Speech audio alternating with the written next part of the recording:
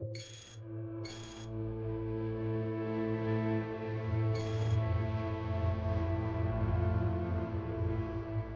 दुनिया की सबसे डरावनी चीज अंधेरा नहीं है, मौत भी नहीं। सबसे डरावनी चीज है absolute nothingness.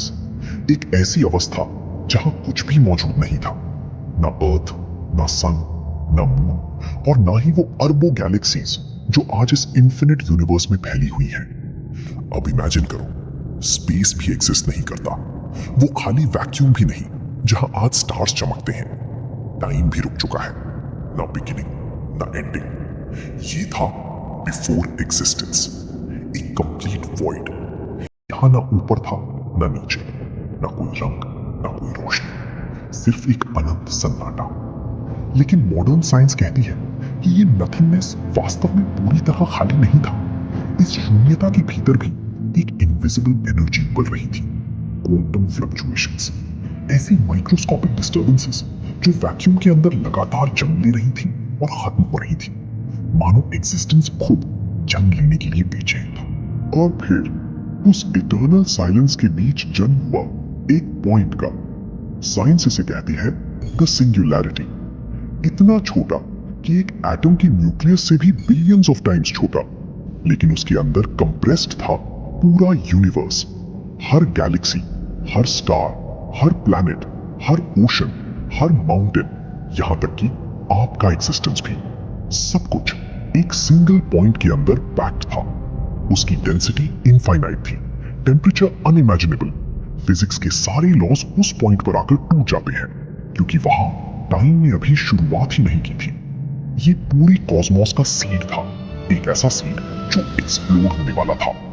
Time exactly 0 seconds, और फिर धमाका। एक ऐसा एक्सप्लोजन जिसने सिर्फ मैटर को नहीं बल्कि स्पेस और टाइम दोनों को जन्म दिया। इसे कहा गया द बिग बैंग। लेकिन ये किसी खाली जगह में हुआ ब्लास्ट नहीं था, ये खुद स्पेस का फैलना था। 1 सेकंड के टाइनी फ्रैक्शन में यूनिवर्स अनइमेजिनेबल स्पीड से एक्सपैंड होने लगा। इस प्रोसेस को कहते हैं कॉस्मिक इन्फ्लेशन। एक माइक्रोस्कोपिक पॉइंट पलक झपकते ही गैलेक्सी से भी बड़ा हो चुका था। स्पेस टाइम का फैब्रिक बन रहा था। टाइम ने पहली बार टिक करना शुरू किया। चारों तरफ सिर्फ प्योर एनर्जी थी, एक बॉइलिंग कॉस्मिक ओशन जहां टेम्परेचर इतना ज्यादा था कि मैटर का बनना इम्पॉसिबल था। जैसे जैसे यूनिवर्स एक्सपैंड हुआ, वैसे वैसे वो कूल होने लगा, और फिर एनर्जी ने अपना रूप बदलना शुरू किया। E=mc²। प्योर एनर्जी मैटर में कन्वर्ट होने लगी। सबसे पहले जन्म हुए सब एटॉमिक पार्टिकल्स, क्वार्ट्स, इलेक्ट्रॉन्स। फिर क्वार्ट्स आपस में जुड़े और बने प्रोटॉन्स और न्यूट्रॉन्स। लेकिन इसी दौरान बैकग्राउंड में एक कॉस्मिक वॉर चल रही थी, मैटर वर्सेस एंटी मैटर। दोनों जैसे ही टकराते एक दूसरे को कंप्लीटली डिस्ट्रॉय कर देते। अगर दोनों बराबर होते तो आज कुछ भी एग्जिस्ट नहीं करता, ना स्टार्स, ना गैलेक्सीज, ना लाइफ। लेकिन यूनिवर्स ने बैलेंस तोड़ दिया। हर बिलियन एंटी मैटर पार्टिकल्स पर मैटर का सिर्फ एक पार्टिकल बच गया, और उसी एक पार्टिकल से आज का पूरा यूनिवर्स बना। बिग बैंग के कुछ मिनटों बाद हाइड्रोजन का जन्म हुआ। कॉस्मोस का फाउंडेशन तैयार हो चुका था। फिर पूरा यूनिवर्स एक बार फिर साइलेंट हो गया। ये था द डार्क एजेस। करीब 3,80,000 सालों तक पूरा कॉस्मोस अंधेरे में डूबा रहा। चारों तरफ सिर्फ हाइड्रोजन और हीलियम गैस क्लाउड्स थे, ना कोई स्टार, ना कोई लाइट। लेकिन डार्कनेस के भीतर एक इनविजिबल फोर्स काम कर रही थी, ग्रेविटी। धीरे धीरे उसने गैस क्लाउड्स को एक दूसरे की तरफ खींचना शुरू किया। प्रेशर बढ़ता गया, टेम्परेचर मिलियंस ऑफ डिग्रीज तक पहुंच गया, और फिर अंधेरे को चीरती हुई पहली रोशनी पैदा हुई। पहला स्टार जन्म ले चुका था। ये था कॉस्मिक डॉन, यूनिवर्स की पहली सुबह। इसके बाद स्टार्स की बाढ़ आ गई और उन्हीं से बनी गैलेक्सीज। उन पहले स्टार्स के कोर में एक और मिरेकल चल रहा था। वहां जन्म ले रहे थे कार्बन, ऑक्सीजन, आयरन, कैल्शियम, वही एलिमेंट्स जो आगे चलकर लाइफ की फाउंडेशन बने। फिर एक दिन वे मैसिव स्टार्स मर गए, लेकिन उनकी मौत अंत नहीं थी।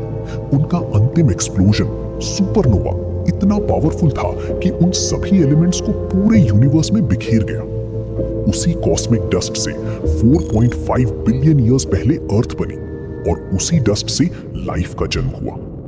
जब आप रात में स्टार्स को देखते हैं तो आप किसी अलग चीज को नहीं देख रहे होते। आपके शरीर का आयरन, आपकी हड्डियों का कैल्शियम, आपकी सांसों की ऑक्सीजन सब कभी किसी स्टार के अंदर बना था। कार्ल सेगन ने कहा था, we are made of star stuff. हम उसी एंशिएंट यूनिवर्स का हिस्सा हैं जो खुद को समझने की कोशिश कर रहा है।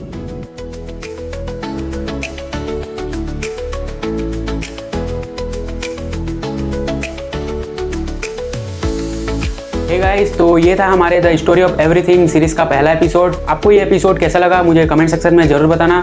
इस एपिसोड को बनाने के लिए मेरे को बहुत मेहनत लगा है, तो वीडियो को एक लाइक कर देना, चैनल को सब्सक्राइब कर देना। तो मिलते हैं episode number 2 the meaning of nothingness में। तो तब तक के लिए जय हिंद, जय भारत, स्टे ट्यून्ड।